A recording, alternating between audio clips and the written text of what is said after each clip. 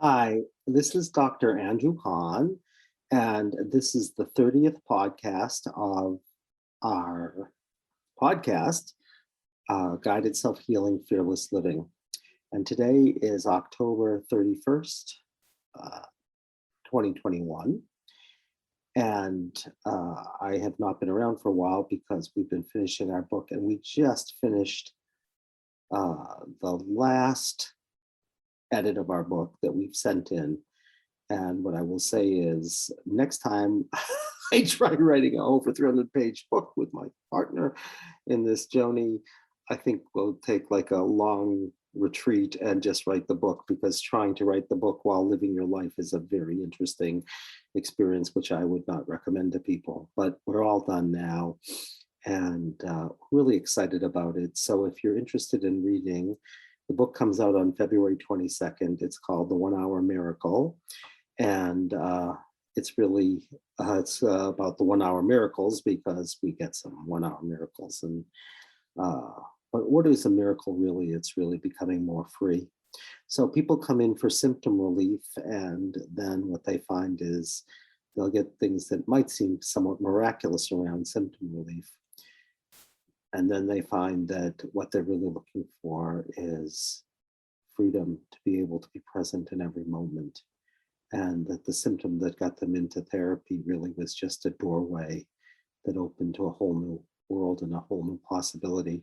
And that perhaps when they are, going through all of the automatic ways they've been comfortable in life, and they start to challenge those ways, they can remember what it was like in the beginning when life said, we can give you some relief, so that you can keep that with you as a gift on your journey, which truly is a journey to remember, which is sort of what we say the book alchemically transforms into, from the 1 hour miracle to a journey to remember.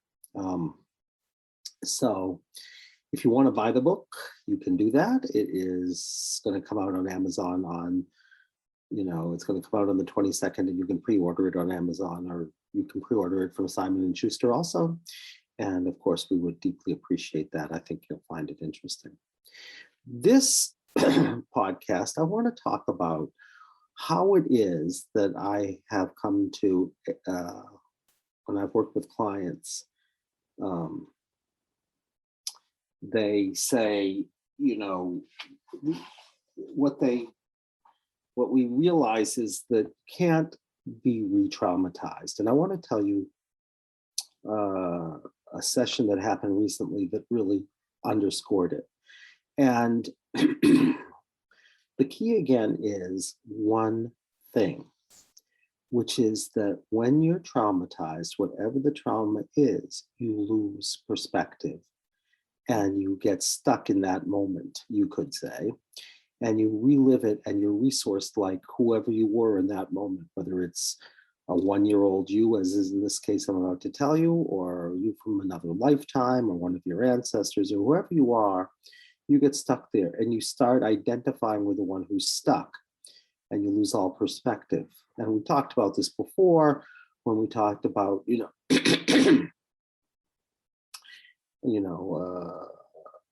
person is in my office and a motorcycle backfires, and they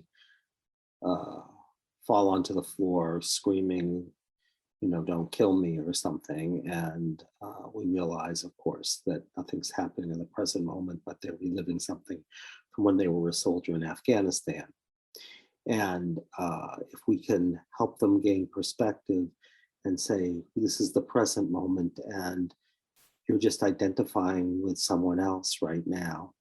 And if you can choose to do that, then you become the witness who's bearing witness, the one who's doing the choosing and bearing witness and holding the one who is traumatized. You no longer identify with that. It's like, again, being an actor who's choosing to fully enroll themselves in a play or a movie or a novel. And when they're in it, they fully experience being in it, but they also remember that they're the one who chose to be there, at which point they're free, because they no longer identify with it. And then what they'll say is, I'm remembering this horrific thing that happened, but it's not who I am. Now, people say that you can't do very early horrific trauma work without resourcing clients. And I'd like to share with you while I think that that is valid in certain forms of therapy and understandable, it may not be valid if you work in a different way. And I'm going to give you a very simple example of what I'm talking about. So I had a woman who was in her 60s. She came in and she'd been coming in for a few sessions, and something that had happened in the prior session triggered her into a dream. And in the dream, which was very vivid, she was 1 year old and she was being incested by a grandfather. And when she had that dream and she woke up, she was in terror and panic that had lasted for a couple of days. And she tried to reach me, and I said I would do a session with her as quickly as possible. And it was a very rich session that had many, many different elements to it, but I'm going to focus on one little element. And from this element, show you why it is that you can't be re-traumatized if you know what you're doing, and why it is that we always want to listen in the literal and that everything is part of the process. So I'm going to focus on one very small part of this session. And what happened is that she was telling me about this dream, and I asked her what was happening in the body. And she said that she wasn't feeling anything. And I said, where in the body are you feeling? You're not feeling anything. And she said, this is funny, but I'm feeling it in my belly. And when she brought her attention to her belly, she started to feel a lot. Um, and suddenly, she said that she was feeling the sensation. And I said to her, bring all of your attention to the sensation in belly. You're going to bring so much attention to it that you're going to become it from the inside out. And she started screaming at me, and she truly believed that she was this woman in her 60s who was screaming at Andy Hahn in 2021. And she's screaming, I don't want to do this. I can't do this. Don't make me do this. And she was believing that she was saying to me, in the present moment, I am not going to do what you're inviting me to do. And when she said those three lines, I don't want to do this, I can't do this, don't make me do this, when she had already brought her attention to the discomfort in belly, which at this point was very uncomfortable, I said, yes, that's right.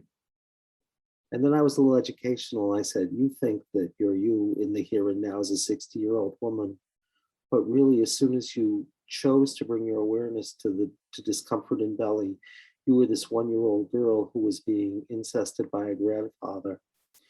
And so I asked her if right now, having realized that, she felt different.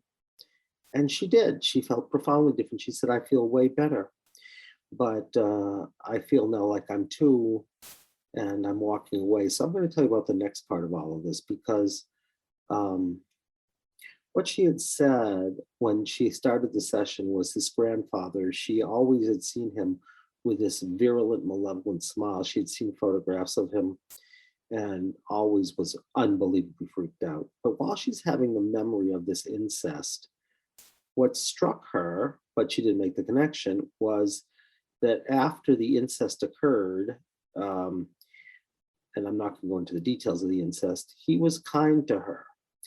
And what I was able to say to her at that point was, it seemed to me she was describing two very different grandfathers. One who, even though was incesting her, was kind to her, and one was the one who had this malevolent, virulent smile on his face that looked demonic. And we were able to ascertain that really her grandfather, who had also been incested, became clear, was really, you could say, was uh, overtaken, and that this demonic force got inside of him during that incest, and he couldn't fight it. But when the incest got complete, somehow who he was underneath it came out, who was a kind man.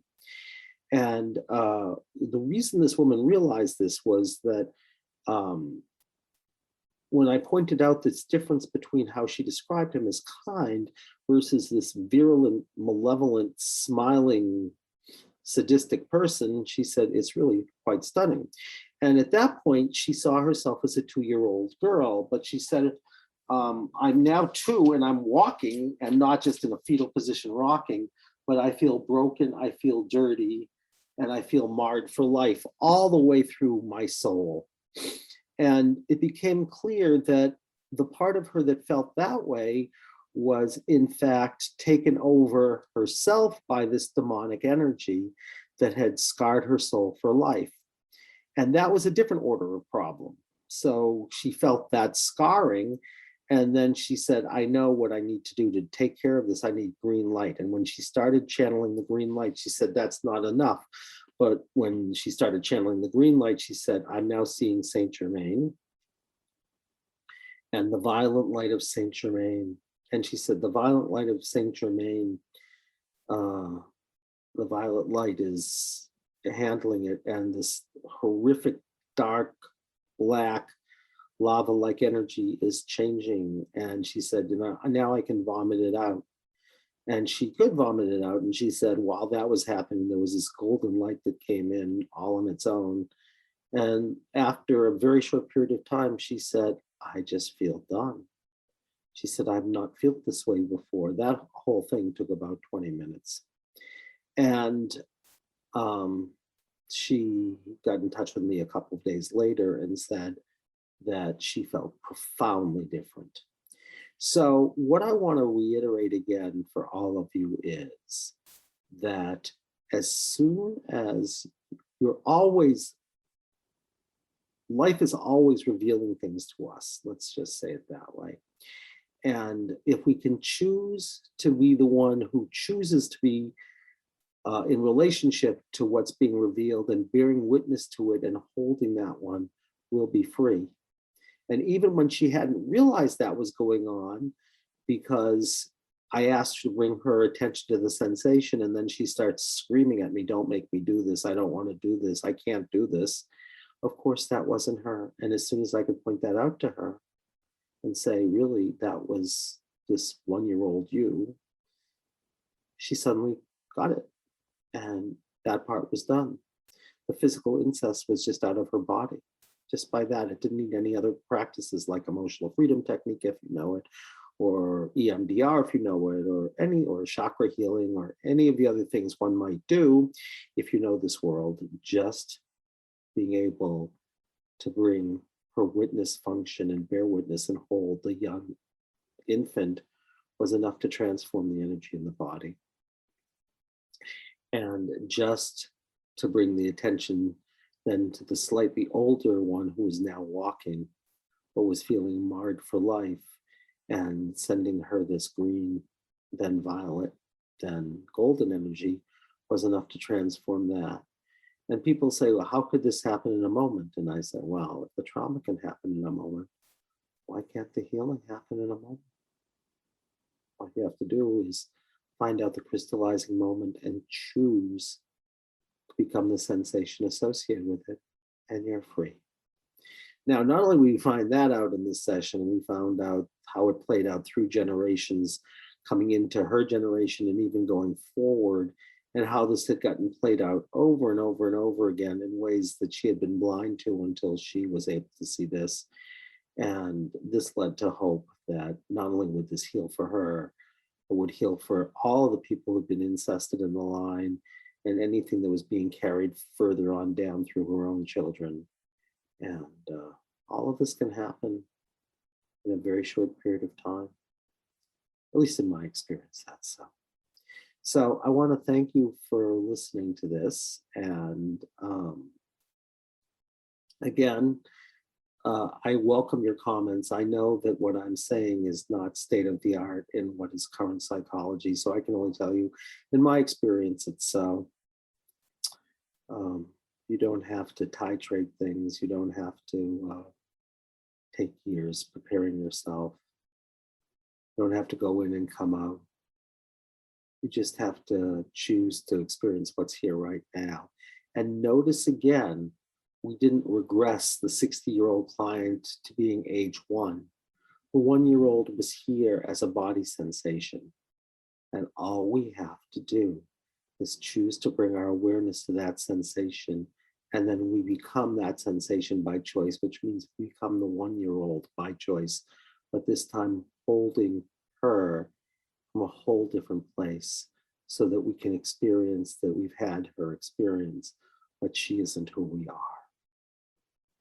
So, my dear friends, you can do this for yourself whenever you're suffering. If you can remember to find the body sensation associated with the discomfort, choose to bring all your awareness to it and choose to become that from the inside out, like an actor who's playing a role.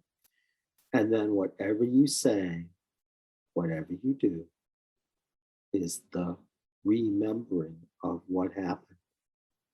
The remembering meaning bringing it back so that you are made whole again. You are remembered. You are integrated. You become healed. You become whole. That's the way you do it. It's not very complicated.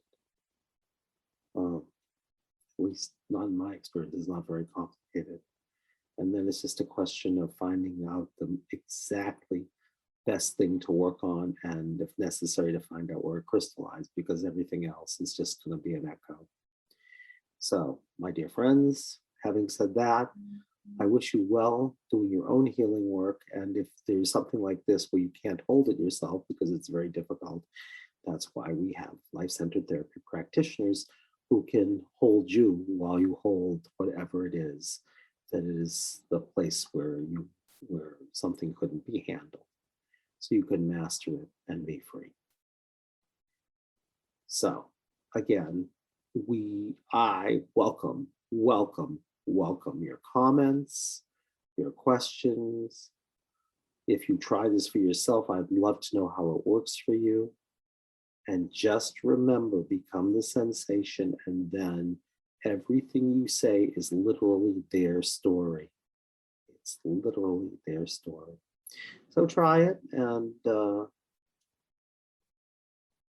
if it's something very difficult like this, try it with somebody who's trained in this modality, and I think you'll find that you can be held in it, and you can become free. So you're not reliving and being run by what was done to you.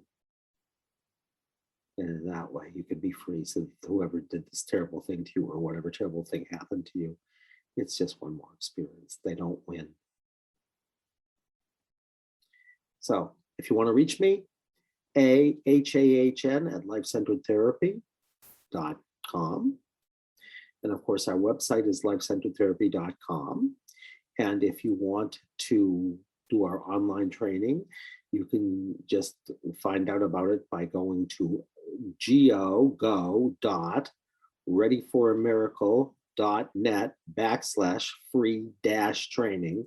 So it is again go.readyforamiracle.net/free-training, and you will find out all about our online training. And anyone can do the online training. All you have to do is have an open mind and an open heart and a desire to be free and to serve others in life. So until our next time, again, my name is Andy Hahn, and I wish you freedom, healing, and a deep sense of presence, and an appreciation of all of the mysteries and miracles of life, particularly when we're feeling like it's not so miraculous, it's just too much. I wish you well. Goodbye.